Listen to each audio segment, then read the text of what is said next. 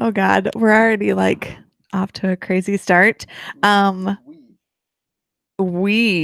Crazy start. But as this one stated on his social media earlier last week, we were going to try to do something a little different where the novice, when it comes to any kind of broadcasting or journalism, is going to take an attempt at interviewing this guy who is a much more experienced journalist slash broadcaster. So, how are you feeling about this? I'm completely fine as you stick the microphone abruptly in my face. For those who don't know, you're just tuning in. Damien G here with Melissa Foss, and for Sunday Coffee, because Eugene, we want to do something different. Where instead of me interviewing someone or me going on about wrestling and sports and things of the like, it was reversed, where Melissa could actually interview me. Because admittedly, she didn't know which Damien she was going to get this morning, whether or not it was going to be Damien Salty G, the entertainer, or Damien G.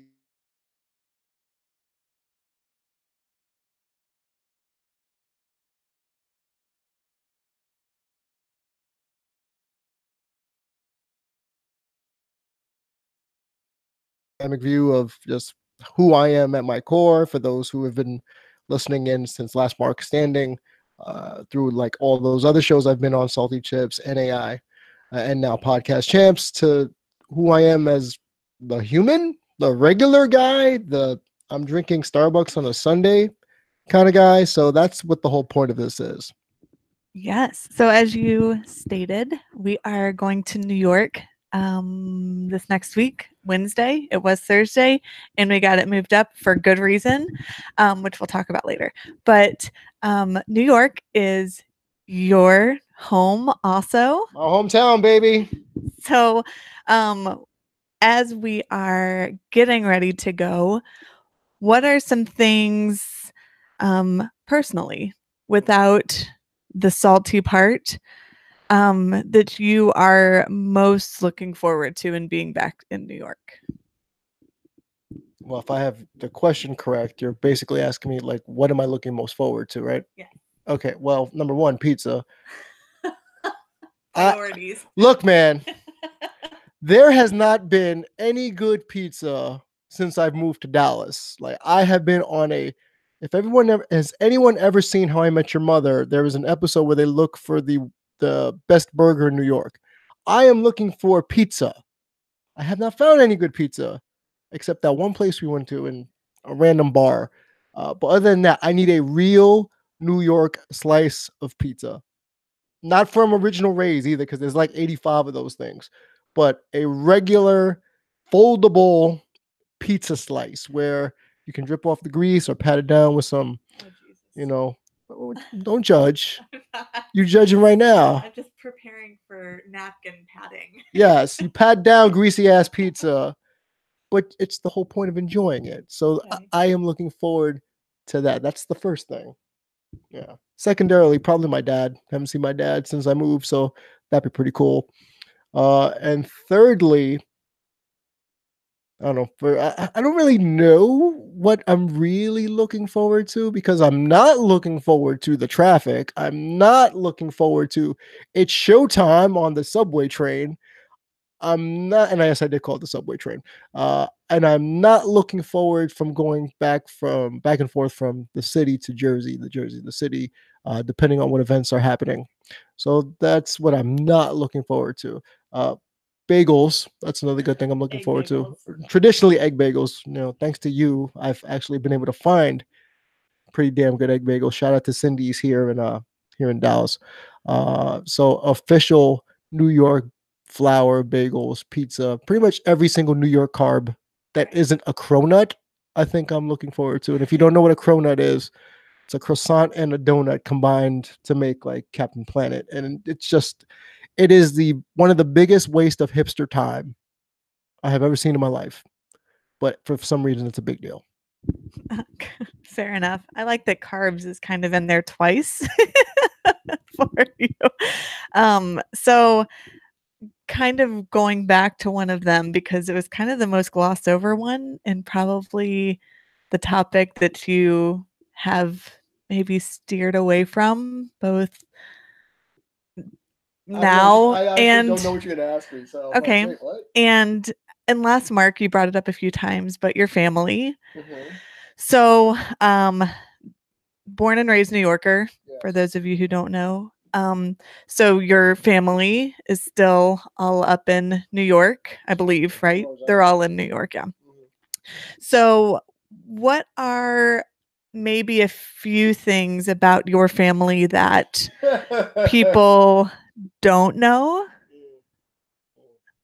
Um, yeah, the people don't know because again, I know you briefly brought them up on last Mark a few times, but it was about as glossed over and quick as you're referencing your dad there. Mm-hmm. So, what are some things kind of in depth about your family that you haven't really talked about on here that people may not know? Let's see. In depth. I probably can say that and this is me being fully transparent, while I may not see eye to eye with the vast majority of my immediate family, aside from my father, and even there's a generational divide because he's in his 80s. So there's that. I am an amalgam of both. I can honestly say I'm an amalgam of both my parents. My father, I can say I got a lot of my kindness from, a lot of my, I guess, my soulful purpose came from my father. My sense of humor is definitely my dad's.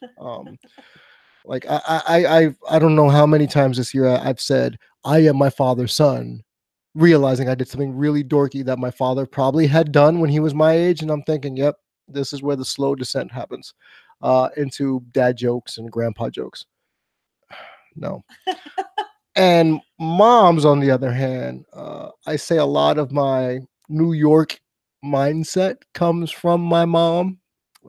She, you know, if people don't know, a lot of times in traditional Puerto Rican households, the mom is just as tough as the dad. And in my case, like my dad's the sensitive one, and my mom, is as I like to say, was raised as a dude because I'm sure my grandpa actually wanted a son, and then he got my mom, and then he realized, crap, I'm going to raise her like a dude. Because there was military involved too, right? As far as I know, my grandfather from my mother's side was in the army, um, and my mom was a tomboy, so she pretty much hung around dudes all the time, and so I think a lot of my toughness comes from her because she is a typical Puerto Rican mother in New York. Like she's loud, she's obnoxious. Uh, she don't take no mess. She cusses a lot, even though she has like COPD and has like an oxygen tank. She'll still like cuss you out, and it's one of the most funniest things you've ever seen. If you've seen someone with an oxygen tank and a mask on their face and they're still cussing you out, it's kind of hilarious. But other than that, I don't, just I think everybody knows I'm not really close with them, especially now in the last maybe 8 years. Not really. I got 3 older brothers, so not many people know that. I am the youngest of 4 boys. And that's another group I don't really see eye to eye with. It's one of those things where for many years I thought I was adopted. I would always say, are you guys really my family? Because I feel completely different from the rest of y'all. So if y'all have ever watched Sesame Street, one of these things is not like the other, and I'd be in the corner like, hey guys. Yeah. If you don't mind sharing, will you share what their names are? Because I think that just their names kind of. Yeah, that's true. So Ricardo is my oldest brother, and then there's Alejandro, and that's my middle brother, or I guess the next in line. And then there's Marco Antonio, and then came Damien. There's no O. There's no middle name. Oh man. Even though shout out to one of my dear friends, Almina, for putting an O at the end of my name and made me a full-fledged Italian, calling me Damiano. I feel like that's like a pizza order. But yeah, no, that's where the differences start. And people who may not know this, like full disclosure, my dad is essentially my stepdad, my biological father. I didn't know very well, so I have a different dad than my older brothers, my I guess half brothers, if you want to be technical. R. So that's probably part of the reason why I didn't get an O at the end of my name. But yeah, so it's kind of funny where it's like O, Ricardo, Alejandro, Marco Antonio, Damien.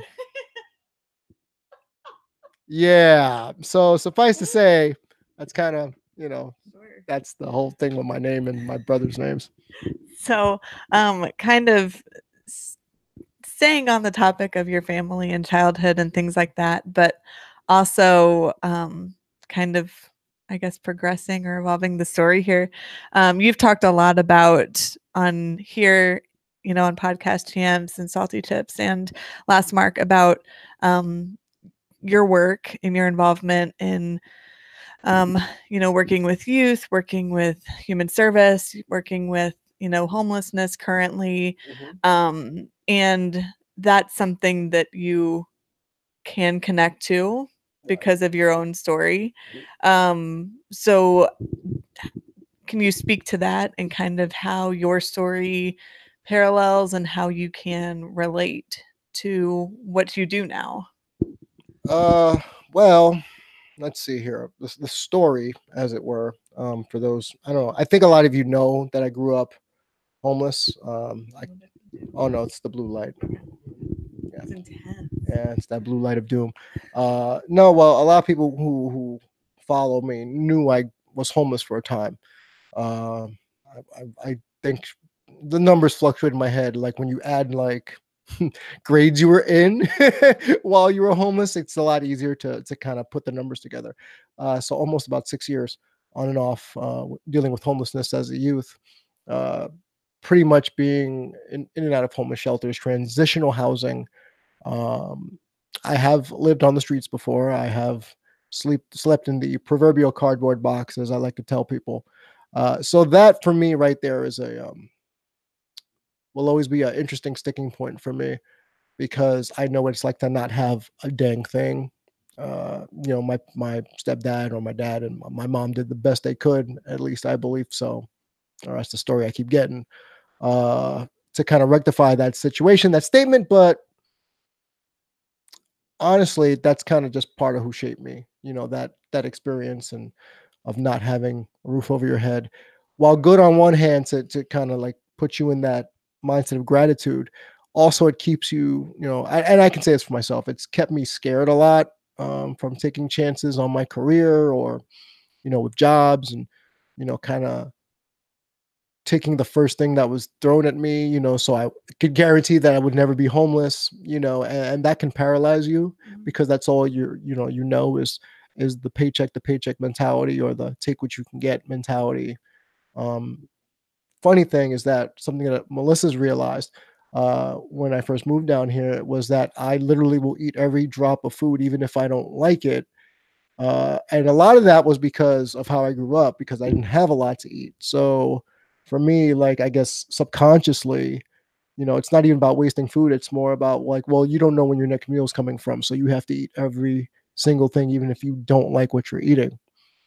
So as that translates to working with youth, I've worked with youth almost what, 12, 13, 14 years around there. And I think for me, once I got my psych degree, and for those that don't know, I have a master's in psychology counseling. And I just didn't want youth to go through what I went through because I didn't really have any role models. I didn't have any one to look up to or mentors or things like that. So I kind of said, all right, well, when I left corporate America, my first job out of college, I did a lot of marketing and advertising. I just realized I wanted to kind of be that bridge for young people to kind of get over the hump, to know that they had an advocate in their corner, to know that there was someone in their corner that believed in them, and even when they don't believe in themselves, all that after school special stuff, that I tend to make fun of now. Go figure. But that's kind of what made me or molded me to want to work with youth. And currently, as I've done it in so many different factors. I mean, I've worked with youth on an educational level. I've worked as a therapist with them. I've done the ACS CPS route. I've ran a not for profit based on education um, for uh, was it immigrants. So giving them educational opportunities. And now, I work with homeless youth. So I've kind of run full circle. I manage a program that is designed for homeless youth right now, ages 14 to 21, but the organization I work with deals from 18 to 25. So it's a new kind of venture to try to just make them self sufficient or help them get self sufficient to get them off the streets in Dallas. So that's essentially my career coming full circle. Homeless kid now working with homeless kids. So I think that's pretty cool. It's a thankless job. Don't let anyone tell you that people in the service of social service industry like they get a lot of money. They don't. I know I could be making a crap ton of money probably doing going back to corporate America, with my marketing background. But for some reason, I'm okay. I was always okay with just working with youth and knowing that it was bigger than the paycheck. That may be different now because people it's different now, but I still get a joy of working with people in that ilk and inspiring them to be the best versions of themselves. Right.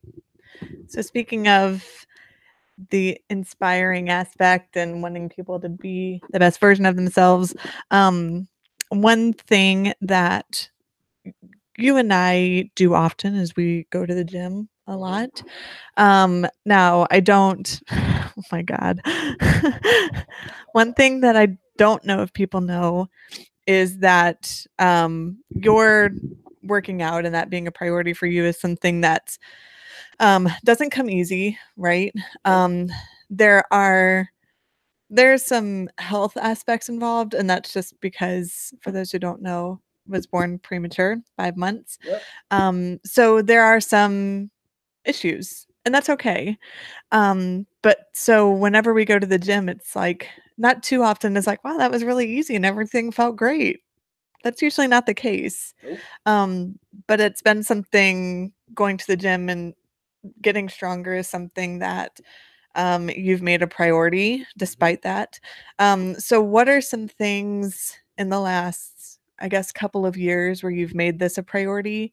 Where you've, I don't know, maybe implemented things or some mentality changes of instead of just embracing the issues that may be there, to kind of overcome those to, push past. Hmm. Well, that's kind of interesting because I'm taking in the question as it's coming, and you Yeah, know, he didn't know. He didn't know what I was oh gonna. yeah, no, I didn't know what question she was going to throw at me. But part of the reason, for those that don't know, here's another little Damien caveat in my childhood. Here, I was a real chunky kid, 44-inch waist, whoop whoop. Uh, At what age? wow, I remember wearing husky pants as like a second grader, but I guess I topped out maybe at, want to say, like near 300, about 1993, 94, around there. Uh, so give or take 14, 15. Middle Yeah. school. Yeah, middle school age. Yeah. So I don't know. One day I kind of just woke up when I was 16 and realized I was doing improv theater, and then I realized that yeah, my belly was kind of big, and I used to think, and this is gonna get really sad. So, just warning y'all now. Uh, back in middle school, not back in high school, about sophomore years when I kind of topped out at the biggest weight, and I had asked this girl out and blah blah blah, and she turned me down, but she did it in such a way where it was kind of like, damn, like, wow, did you really have to roast me like that in the cafeteria in front of everybody, basically call me a fat guy, like, you're too fat and you're ugly, and basically everything we talk about, how like we don't want people to treat other humans. So that kind of spawned something in me because up to that point I didn't think I was fat. I didn't think I was ugly. I just thought I was me. And then shortly thereafter, actually, after thinking about this, I went to the doctor. And I still remember my pediatrician's name. Her name was Dr. Bertha John. I will What a great name. Yeah, I will never forget that because it's a funny story with that because I got my blood work done. And as she was pulling out my blood samples, I saw what looked to be these really greasy looking deposits in my blood. And I asked her, I said, "Hey doc, what's that?" Because as a kid, I was really inquisitive. Some would say nosy, but I say inquisitive. That hasn't changed much, apparently. And she goes, "Well, that, Mr. Gracia," and it's Gracia, not Garcia, uh, that is cholesterol and fat deposits in your bloodstream. For someone who is your age of 14, 15, you should not have this much. And I said, "What do you mean?" She goes, "Well, in case you didn't realize it, fried foods and things," basically like hitting me with the knowledge that I did not know, because growing up in a Latin household and also growing up in a household where we now know in this country where healthier food is more expensive. Uh, Again, I didn't know these things when I was a kid. Apparently, I ate so much fried chicken and fried foods and pork chops and pernil and things like that that it was essentially killing me. And she told me that day, she goes, "If you keep doing this, keep eating this way, you're going to die before you turn 2021, potentially." So for me, seeing those fat deposits in my bloodstream kind of, it shook the shit out of me, pardon my French. It just really shook me to my core to say, wait, so how I've been living isn't healthy? And then, you kind of blame your parents at that, like, why the hell did you let me do this? And da da da da, you're supposed to take care of me. And that could be another show that I talk about stuff like this. But that's kind of what spearheaded that. And then I immediately, well, not immediately, took about maybe another year for it to finally sink in. About 16, after still doing improv. And then I did my first headshots, and then that looked off. I thought I looked, and we all do this as kids. Like, we think we look good, we look cool, from the fashions we had as a kid. And then you look back in retrospective and think, wow, no one had the gall to tell me I look like a complete dweeb. So that's, when I did my first headshots, I thought I was such a badass. I had the Damien name chain, Damiano across my chain. Yeah, I wish I still had that because I would rock it just as a joke. Uh, but I was still chunky. And that's when I finally started to ramp up, the fitness thing. And I remember I asked my dad for my birthday to get me the original ab roller, if y'all remember those infomercials, and the Total Gym, that Chuck Norris, yes, Christy Brinkley machine. And that started it. That started the journey. And and I ebbed and flowed for a few years. I went down to as low as 140. Then apparently I was too skinny. And then I went to college and got really chunky again. And I gained, like, forget the freshman 15. I had the sophomore 60 almost. And by the time I graduated from college, I went from 145 when I got there. I graduated at 210. And that wasn't healthy because it was so up and down. And plus, I would drink tons of Mountain Dew. By the way, Mountain Dew Code Red was an addictive crack juice at college. People were like, "Oh, I ate ramen noodles." Nah, man, I ate pizza and chicken wings and chicken tenders and tons of Mountain Dew Code Red. Oh, I got big, and I damn near went home and thought I need to, do something about this. But fast forward till, let's say, now, and you've even noted on this, is that I've gotten a lot better muscular shape now than when I first got down here. And for those that don't know, because of my birth defects, I have a lot of nerve damage on the left side of my body, and it's kind of hard for me to do certain exercises. It's always been a little difficult in that realm. Oh yeah, and the chiropractor is a great thing, man. Let me tell you. First off, shout out to Dr. Tran at Revive here in Louisville. That dude is awesome. He is magic. So if you're in the Dallas Fort Worth area, or if you're anywhere near Louisville, Texas, maybe, he's awesome. Dr. Tran rocks. Okay, so that's the reason to go to Revive. Ironically enough, owned by Sean Stasiak of WWE fame. Go figure. But Cairo's been amazing, and I just go to the gym, sometimes with you, sometimes on my own. I go about 3-4 times a week. I've incorporated some yoga, be it DDP's yoga or yoga with Adrian on YouTube, to get some flexibility in my hip flexors, and I've been able to keep the weight off. And sometimes I go up and down, as evidenced by the holidays, where you and your delicious desserts led to a little bit of weight gain for your boy, to the point where my belly was hitting my pants, and I said, "Oh no, this got to stop." Because all these desserts are delicious, and I can't say no to chocolate, and I have no willpower when it comes to chocolate. Yeah, you made those chocolate Buckeyes; those are delicious. But here I am now, probably as good a shape as I've been in a long time.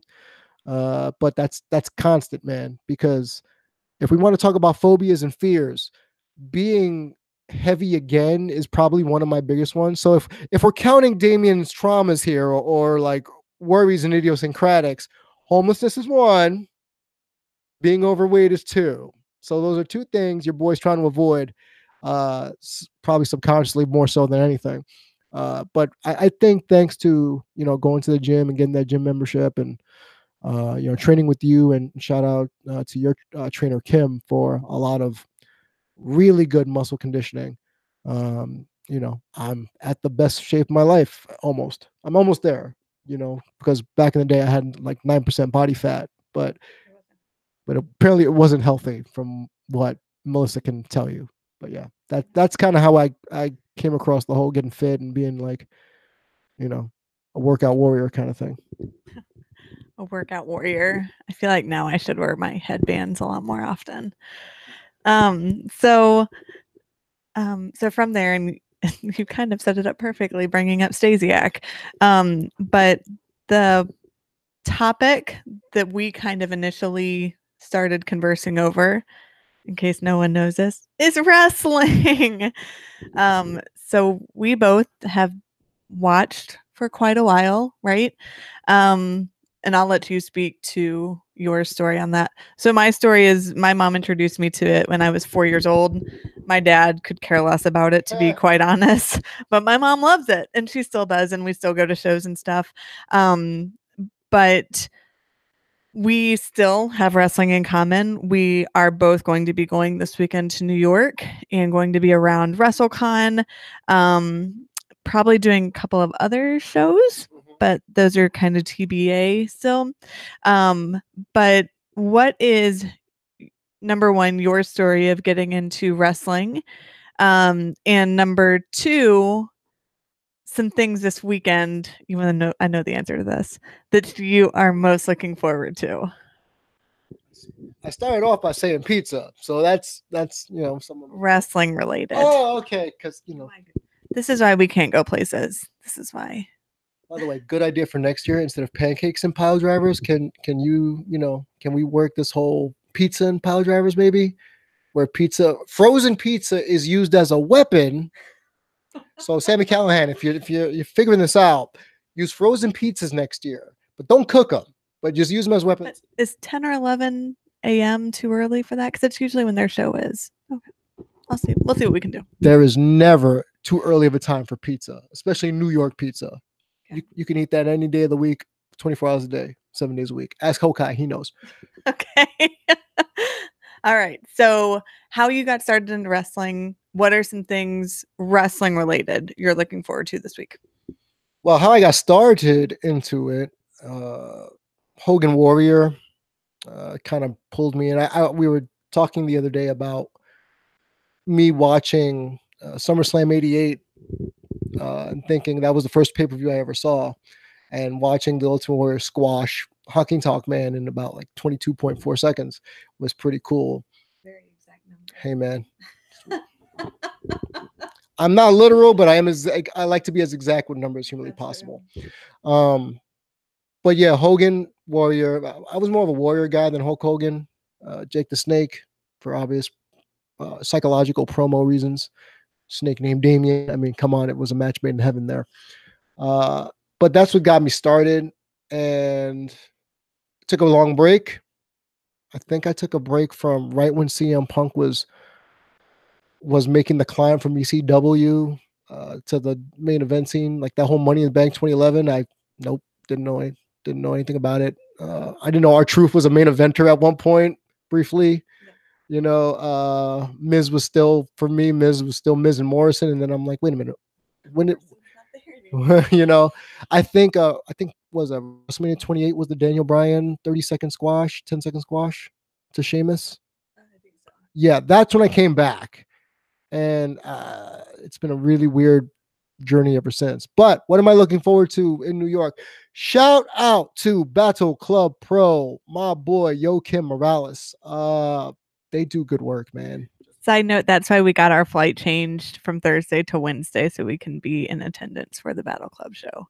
If y'all don't know, was it X Battle Club Pro on Twitter? X Battle Club Pro X. On Twitter. There we go. And on Instagram. They still have they are kicking off, unofficially kicking off Mania Week with Icons 3, which is they are strong advocates of women's wrestling. Their Icons division has been top notch, spearheaded in the past by Mia Yim, by Jordan Grace, and now the leader of that pack is Harlow O'Hara, who we both enjoy immensely. And one of these days, I'll tell a funny story about Harlow and myself, and now's a really good time to share that story. Just spraying her hair, you know, spraying her hair with the green, and I felt like a really weird hairdresser in the moment. It's just, yeah, it was their second Icon show, I believe. It was in Connecticut, and I was part of helping out ring crew and took the ride down with Joakim and company. And I got to help out with a couple of things, and bootleg security guard, which people have seen on the networks. But I was, before the show, helping Harlow get ready, and she wanted to kind of make her hair pop more. So she goes, "Can you spray my hair?" And I'm thinking, what? Like, since when did Damien become Senor Damiano hairstylist? But that was one of my more funny things in wrestling. Like, yep, here I am in the middle of Connecticut spraying a wrestler's hair green for her performance, and that was cool. So shout out to Harlow O'Hara. We really enjoy her work. We're both big fans. I know a lot of you, Dio, you love her for her work. Her promo skills are top notch. Her presentation is great. But Battle Club in general has been a second home to me in the New York tri-state area, even before I was at that show, or when I did that guest ring announcer spot. As a lot of people may not know, I've been a sponsor of their events for a while now, through my Salty Chip show, and even now just as myself as Damien Salty G, the broadcaster. They are strong advocates of women's wrestling and good wrestling in general, and they're good people, like legitimately good human beings, and I am always willing to help out any way I can. If I can't go to a show, like Joakim can back me up on this, I will gladly, sponsor, be it a match or the show itself. I'd buy merch. I'll do whatever I can. I'll spread the good news. I wasn't gonna make the show. We weren't supposed to get there, but through the grace of the universe, we are able to change our flight. And I don't know if we were supposed to tell people that.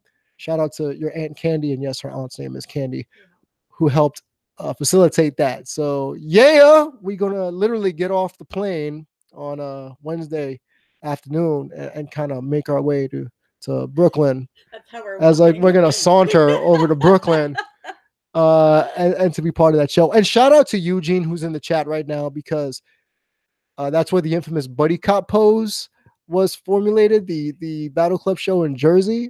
I think that was the ring announcer show that I was at. And yeah, so shout out to my boy Eugene, who's always at Wade Ilson on Twitter. And he's really good peoples. And if I see you, bro, prepare for another reenactment and a big ass bro hug. But I'm looking forward to that. I'm also looking forward to just seeing how many excited wrestling fans there are, because we've always been a marginalized group of people, wrestling fans in general. And now I feel like, and this might get a little meta for some people, but now there's almost like a wrestling civil war happening amongst fans. Before now there's like rules to being a fan, and behaviors that back in the day were tolerated but are no longer acceptable for fandom in general. What are some examples? Isms in general, isms and phobias. For one, using slurs, homophobic slurs. Like, oh, but it's just a show. Like, no, don't be a dick. That's Progress's rule. My rule, Chip's rule is just don't be a dick. Chanting obscenities at women's wrestlers, like that's not tolerated anymore. And then when you bring this up to people, they want to literally keyboard fight you on it on social media. And I have called people out at shows. I've called friends out at shows to not do things like that. So I like to think I'm one of those people who is an ally, and if I sniff out some bullshit, I'm gonna call you out on it.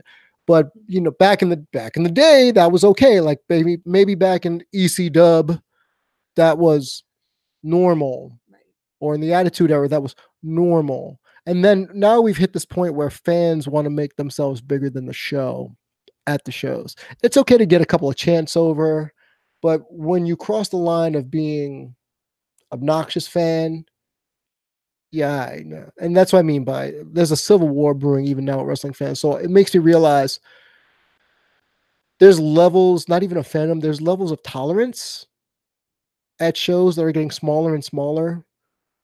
And people are pining for the old school days of like, I wish anybody wasn't easily sensitive. And now, how about you just be a good person? Like I love women's wrestling. This. Everyone who knows me knows I'm a fierce and staunch advocate of women's wrestling. I would much rather watch every single women's show during Mania weekend. That's just me. I get that from my dad. Shout out to Pops again for showing me that women athletes are just athletes. They do their job better than I can do their job, bar none, and better than the vast majority of us. So that's, now that you reminded me.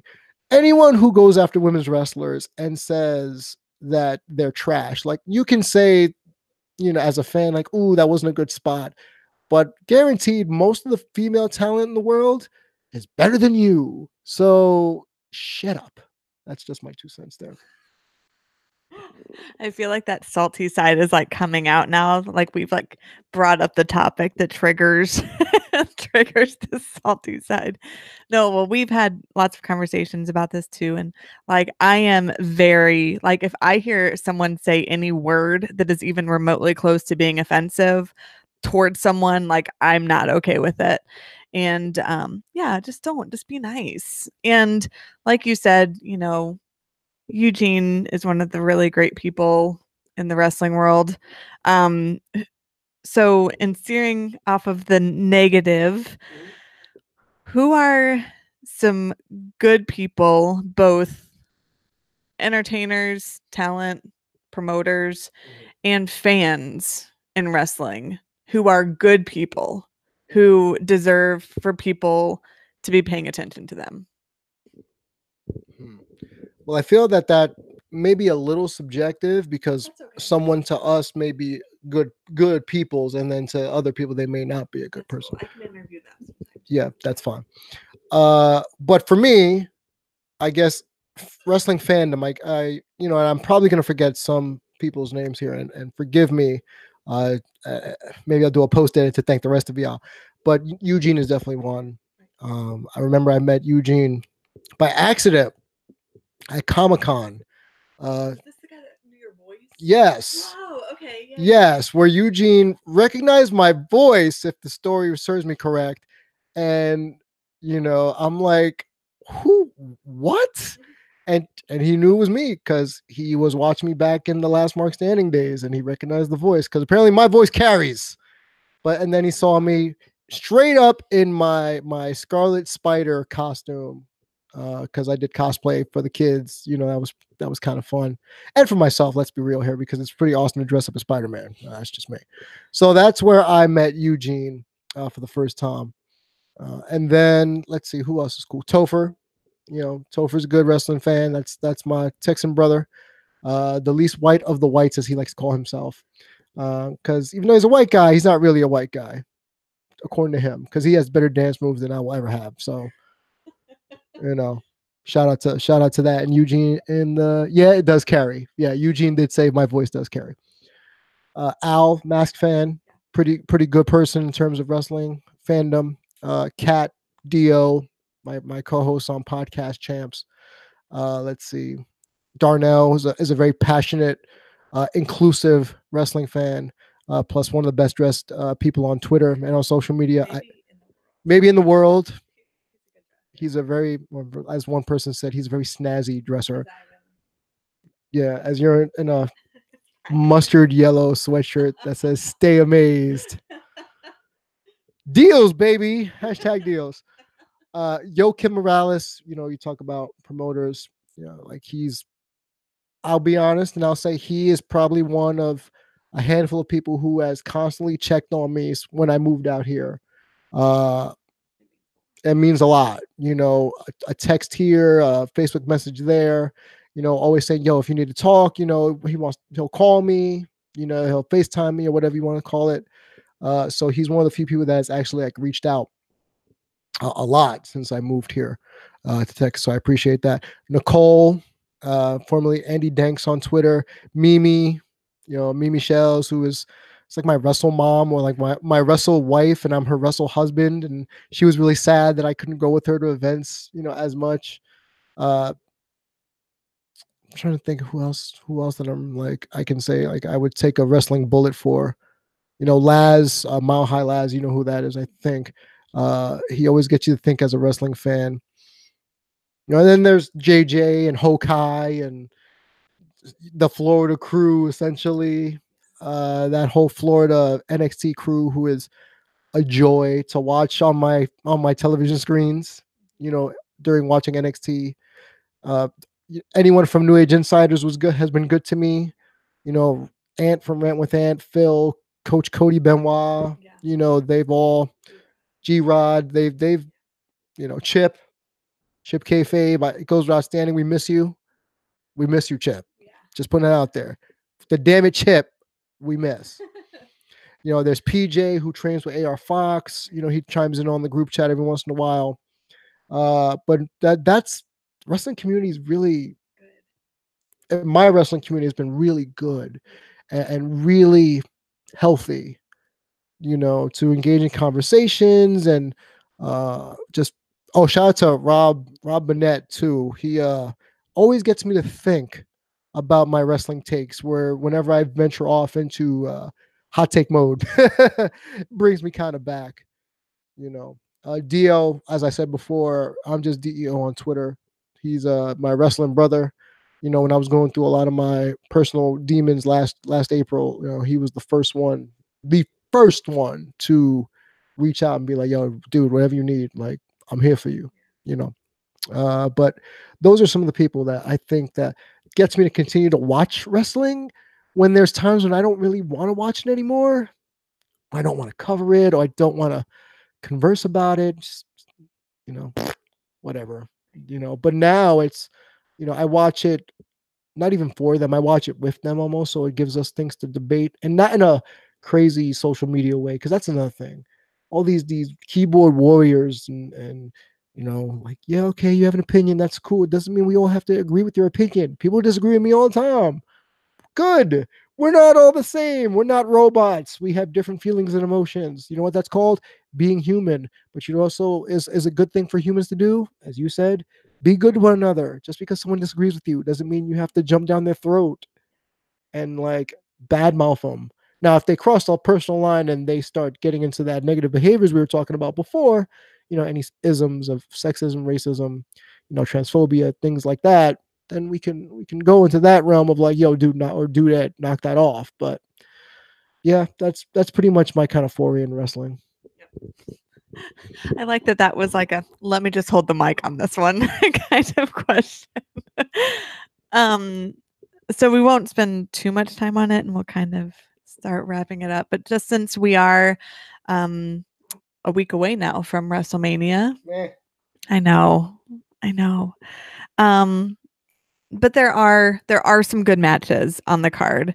A lot of them, to be quite frank, I feel like I've seen a lot. Like there aren't any that come right to mind where I'm like, oh my gosh, I have never seen that before. That's a match I really want to see. It's going to be great. But what are a couple matches that you would want to see? Now, to be fair, we're not going to WrestleMania because I'm just not. To each their own. That's fine. But I'm just not going.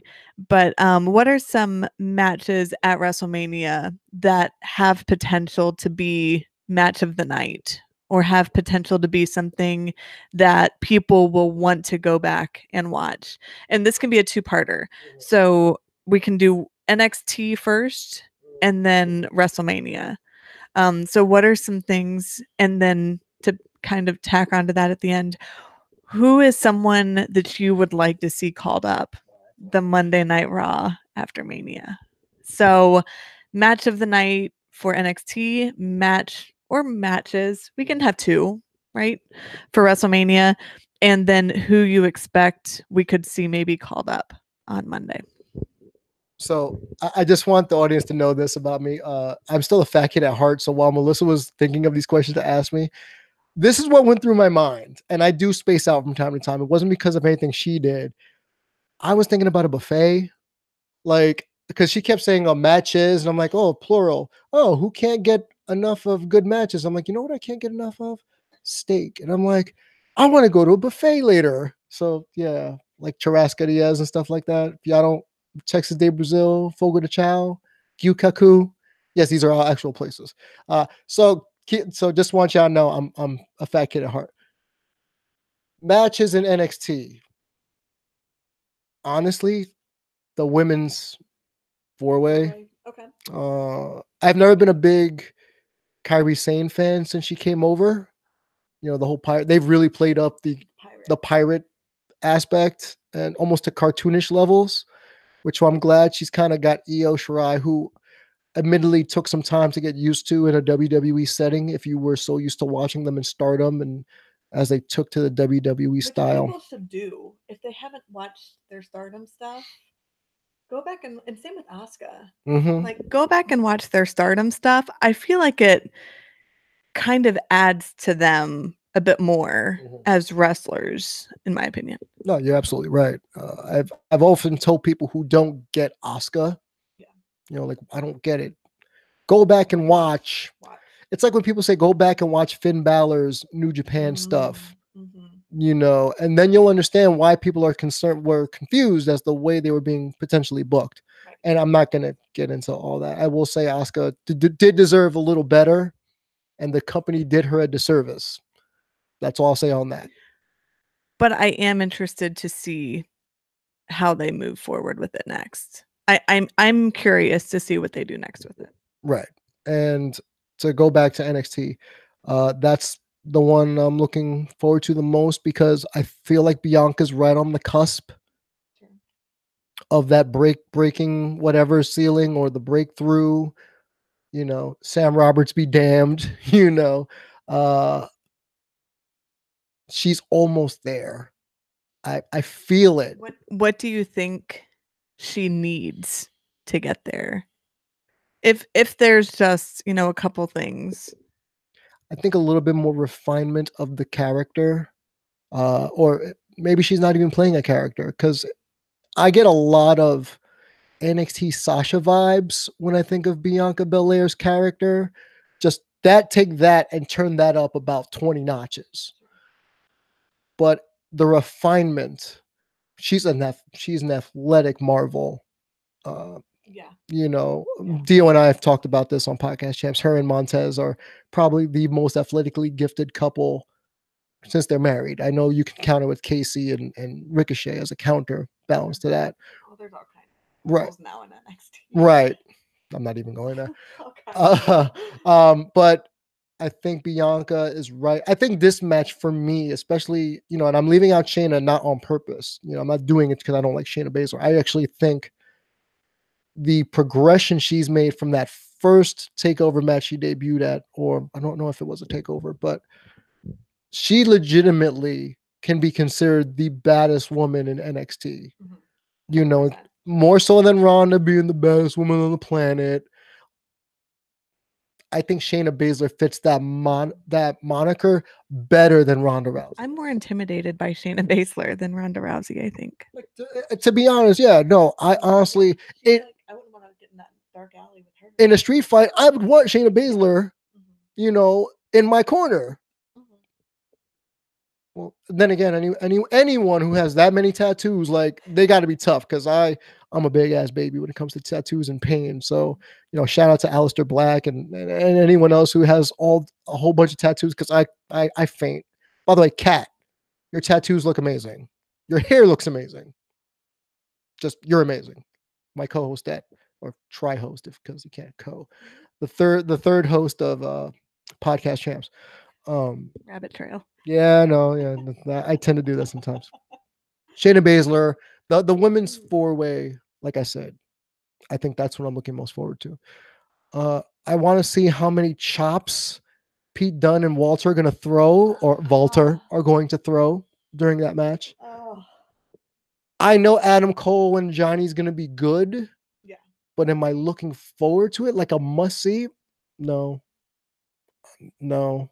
Okay. I know on paper, this show people are saying is the best or one of the best takeover cards, but I don't have a sense of for this takeover. I don't know why. What about Riddle and Dream? Clash of Styles. One's a sports entertainer, and the other one is a fighter who is entertaining in one realm.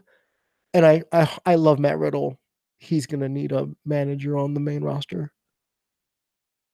I think the bro thing for some people might, depending on the part of the country they go to, won't be as well received.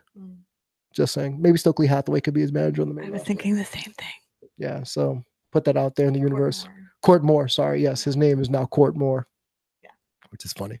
So the NXT. Okay. All right. So WrestleMania, there's a lot of matches at WrestleMania. Right. I don't know if this is accurate, so I'm sorry if I don't mean to offend anyone. But didn't someone say it's set to be like 7 or 9 hours or something super long show type? But so based on all of those matches, what has potential for you to be match or matches of the night or moments of the night? Well, I think the women's main event obviously goes without saying. Now, this may be controversial to some. That's okay. I'm interviewing you, so you can say whatever you want. Exactly. It's my show. Say what I want. By the way, shout out to Dio for texting me about Sam Roberts. Pretty much you're reading it, but I'm not going to repeat what was said. Yeah. Just Sam Roberts needs to go that way, according to Dio, via text message. But the women's, I had my heart so pumped up for this match. And I feel like WWE, not even the title change, because I think I know where they're going. And Topher did bring up that idea to me months ago. And I think you know what I'm gonna say. But the handling of the feud, I think, has been dropped a little bit to the point where, for me, the moment matters, right, more than the match, if that makes sense. I'm looking forward to the moment of women main eventing Mania, right, more so than I'm looking forward to the triple threat match itself. Now, just let that sit for some people, because on paper, these three women should be electric, right, on paper. But because of the storytelling that has happened in this feud, and I think a lot of it happened because of the Becky Lynch knee stuff, selling a knee injury that wasn't. I think they took too dang long with that. I think Ronda vacillating between face and heel kind of messed that up. I didn't like the inclusion of Charlotte at first, but I understood why they did it. Mm-hmm. But those three pieces together, I don't know if the match will work because of each of their styles, if that makes sense.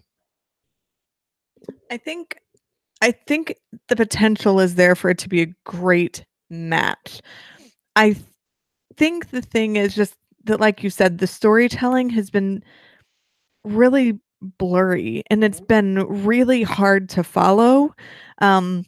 Like, okay, so So Becky is trying to be the bad guy. Okay, no, now Becky is the face and now Ronda is the heel. And then what's Charlotte? Okay, Charlotte's going to be a heel. Okay, no, now Charlotte's a face. And I think it's just kind of been trying to follow it all has kind of been tiring, maybe. And maybe that's why now it's like, how do I feel about this match? I don't know. How do I feel about these women? I don't know. Who's the face? Who's the heel? Who's the good guy?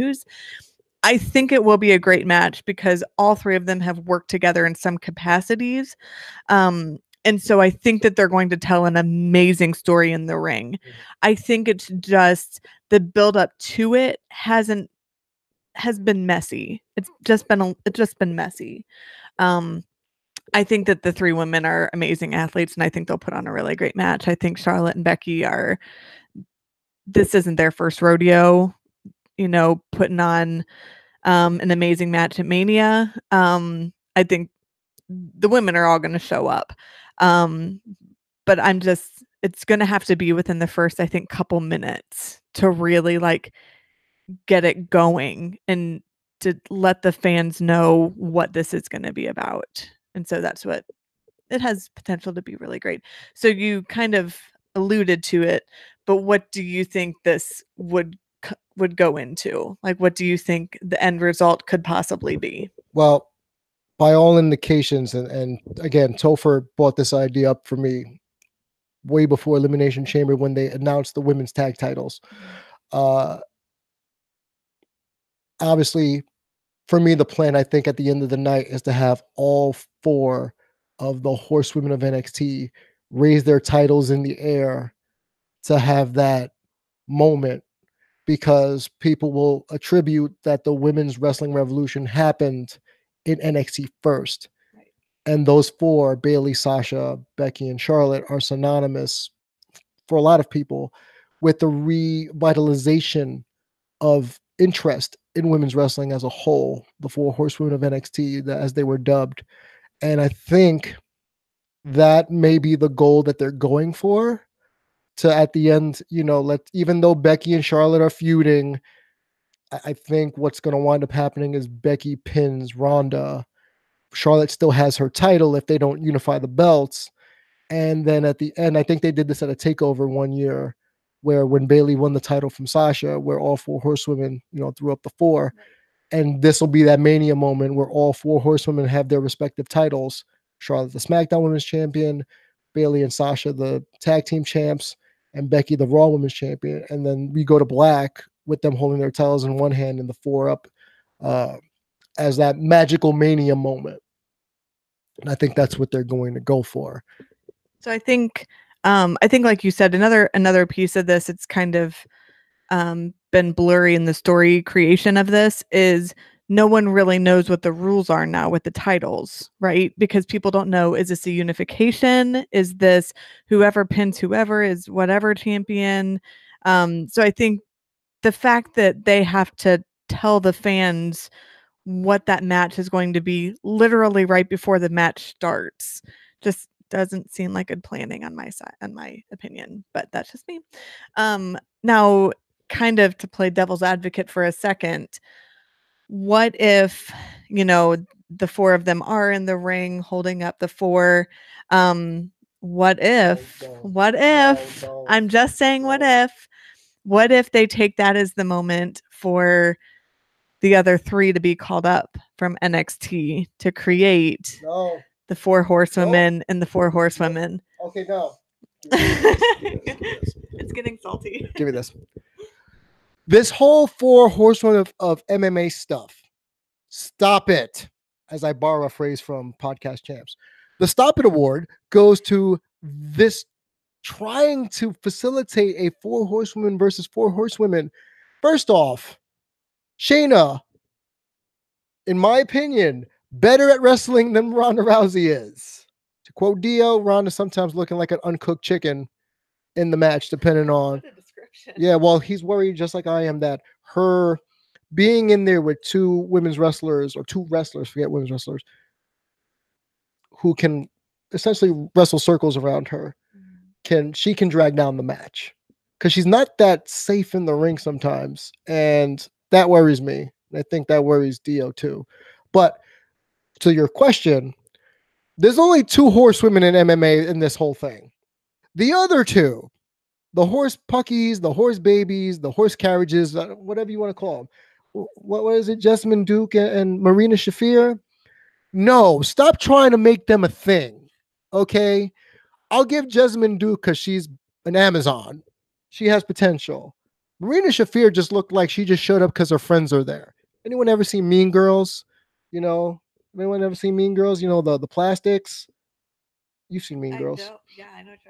So you got Karen, the ditzy one, I think, and then you got Gretchen Wieners, who was played by Lacey Chabert. And quick Damien aside, that was probably my childhood crush growing up on Party of Five, was Lacey Chabert. So I don't know why her career didn't get a better shake than what it was. But can we just discuss the fact that never in my life did I think I'd hear a comparison between Shayna Baszler or Ronda Rousey and Mean Girls? Well, isn't that the whole gimmick that they're doing in NXT now? Just they fight. Yeah. The Mean Girls that fight. Yeah. But those two just go away. Marina Shafir really looks like the fourth wheel, not even a horsewoman. She's the fourth wheel. And her cues are late. We've talked about this. She's just awkward. One of them wears the let's fight. The other one says let's play. Like, what? So no, I don't like the idea of having these 4 horsewomen of MMA against the 4 horsewomen of NXT. Stop it. It needs to go away. Gee, you're so subtle. How do you really feel about this? But I was thinking as you were saying that, I'm like, what if the 4 from WWE show up at NXT? I don't know. Their territory? I don't know. Anything is possible. It's wrestling. Anything is possible. True.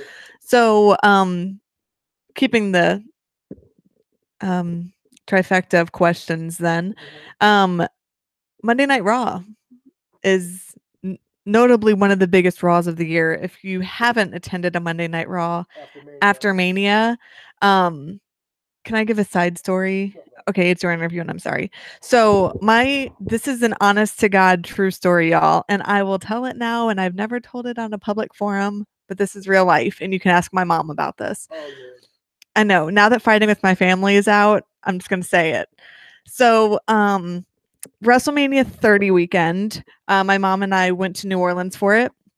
And I'm part of the WWE, I don't know, community maybe is the word, forum. Yeah. But so like every month I get these surveys and stuff from WWE, and it's fine. Like I'm honest with how I'm feeling about the product at the time. But I guess as being a part of that around WrestleMania 30, I got an email that was like, hey, we've considered you to be a part of a forum during Mania weekend. And me being like, I don't know what the heck that means, was like, yeah, why not? I'll be a forum. I'll do it. So like I had to fill out this application, and then they accepted me to be a part of this forum. And, in my mind, I'm thinking it's like a table at the front of a room, and then there's like 50 or 100 people, and we just write down questions or write down ideas or something like that. I don't know. And come to find out, it was 6 of us that ended up in this room with a couple of WWE people from their like community relations kind of department. It was 4 guys and then 2 of us girls, and we were all kind of talking about just a couple different ideas. One of them was like the NXT day camp thing that they've implemented since then. And we were just kind of talking about some other different ideas. And on the way out the door, they were like, does anyone have any other questions or suggestions? And I said, y'all need to call up Paige because she's ready like a year ago. So you need to call her up. So WrestleMania 30 weekend, when she showed up on Monday Night Raw, to say I lost my mind is an understatement. You can ask my mom because I told her about all of this, but she was like, oh my God, you had a part in this. I didn't, I'm sure. But in my head, I did. And it was really exciting. And I was elated that she got called up, and it was very well deserved that night for her. But anyways, I digress. I just went down my own rabbit trail. I'm sorry. But Monday Night Raw, who Do you see? I mean, they just called up 4, right? They just called up Tommaso, Johnny, Ricochet, Alistair, albeit the fact that Tommaso's out for a little while with an injury. That's all right. He'll be back. But who are some people? It's already been announced Candice LeRae is going to be coming up. Is it? I think so. Oh, I didn't know that. I think that she was going to go to SmackDown. She was going to work SmackDown live events. Okay. So besides the ones that have been announced, who are some people that you can see being called up that Monday after Mania? Shayna. I think Shayna, Time. either Monday or Tuesday after Mania, she has to get called up. I think it's time. So how do you think? I think it's time. How will that work with Marina and Jessamine? Sorry. Don't matter. Forget those two. All right, give it up. It's not going to be a thing. Okay, stop trying to make fetch. They're called fetch. Stop trying to make fetch a thing. Do you think they would come up with her then? God, I hope not. Okay. Goodness, I hope not. Unless they're just gonna like cheer her on, and Marina doesn't even do that right. I think Undisputed Era hopefully finally gets called up. Okay. I think they've done all they could do. I think Johnny, if he doesn't win the title, or if he does win the title, I think he needs to have maybe like 1 or 2 defenses before he gets pushed up to the main roster. I'd hold off on Johnny since he already re-debuted, because apparently the plan might be to send him to 205 Live, which if you watch Buddy Murphy and Mustafa Ali, or not Ali, or anyone work 205 Live, Ultimo Ninja, Humberto Carrillo, really good. It's not a demotion to go to 205 Live. Yes, I know it's not on a main channel right now, but it's really freaking good. It's worth going out. Let's see. I think Bianca could, if she doesn't win the title. But as far as talents, Velveteen maybe if he loses it to Riddle, because he's already wrestled for the NXT title, and I feel that Velveteen doesn't really need a belt at this point. It's like when they brought up, and I'm going to mention their names, like when they brought up Enzo and Cass, they didn't win the titles. Yeah, that's right. They just came up. So their character, which is what really great at. He's a great sports entertainer. So I think if you, especially on Monday Night Raw, that pop for Velveteen will probably be a little crazy. But as far as just, I think him and Shayna, I think are the top 2 I would personally bring up.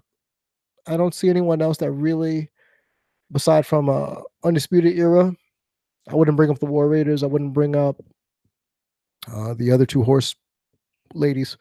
I wouldn't bring up EO or Kyrie just yet. There's just something missing there. And Montez, I don't know if bringing up the Street Profits is a good idea yet. I would rather they win the titles eventually before they make their way up. But that's about it. I think we're going to see some random appearances from people Monday after Mania. The whole Superstar shakeup's coming up soon. And I know Ronda's rumored to be leaving WWE after Mania. And apparently people are saying that's why Shayna's probably going to take her place on Raw as to be like or maybe even Shayna, if they undo this 4 horsewoman stable, Shayna chokes out Ronda. Crazy. I would like that. To see Shayna like, oh, my friend, yeah, and she hugs her, and then all of a sudden she chokes her out and takes her spot. Awesome, y'all. But no. Going back a half step, Kofi has to win the title at Mania.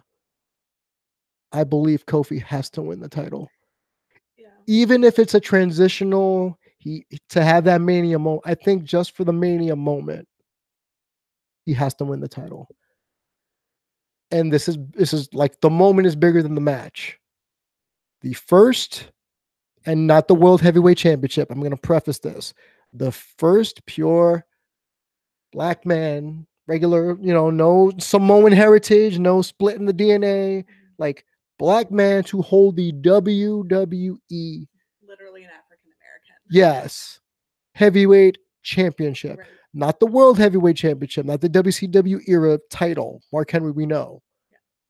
But like when Ron Simmons back in the day won the WCW Heavyweight Championship, that was a moment.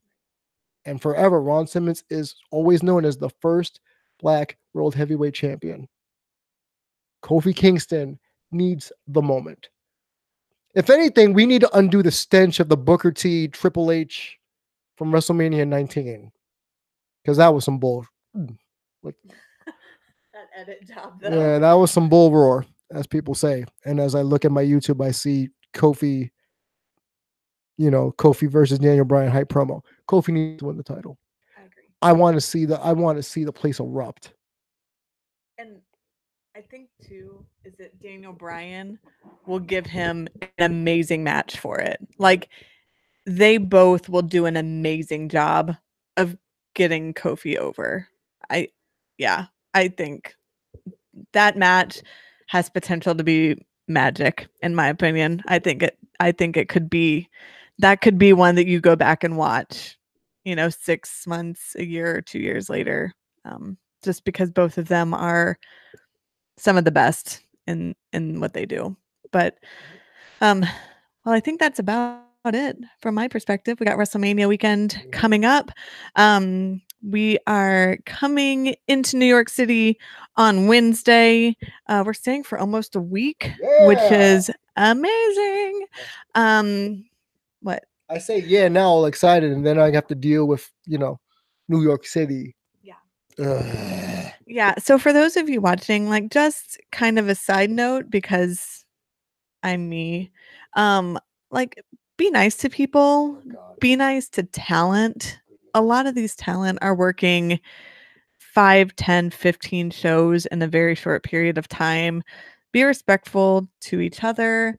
Don't look like that. You're asking Stop. fans for No, it's fine. I'm okay with it. I'm just asking. And take care of yourself. I know that it's really easy to just kind of get caught up in the moment of things, but take care of yourself while you are going to these shows. Wrestling is great, and there's a lot of great things about wrestling. And I just want you all to enjoy the weekend because it should be enjoyed. It's a really exciting weekend. WrestleMania 35 is incredible.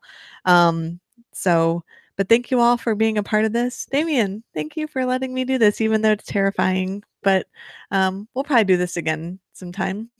Yeah. Did you want to do your sign off? For those who follow us on Twitter, you can find her at Melissa Foss 7 on Twitter. Also, the soon-to-be developing show Baking with Mel that will be streamed on YouTube and or Instagram, depending on parameters here. Her desserts are delicious.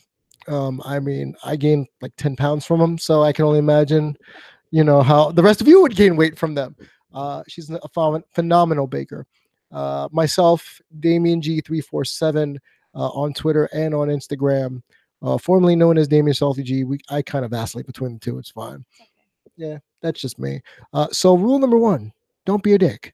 Rule number 2, don't be a dick. And rule number 3, if you are a dick, prepare to get punched in the face. I think in New York, not by me, just by New Yorkers. I'm not punching anyone. Not by me, but by New Yorkers. And I think this goes without saying. Bodily hygiene is important, y'all. Shower, deodorant, mouthwash. If you don't have access to some of these things, do what George Carlin says, the late George Carlin. Cover the important areas: armpits, mouth, crotch, asshole. Clean all those out. Armpits, asshole, crotch, and teeth. What a sign off. That's a hell of a sign off here on Sunday Coffee on the Damon G Show. Damon G, Melissa Foss. We'll see you probably in the next couple of days with Podcast Champs, and then I'll see y'all Mania week. So later, y'all. Bye.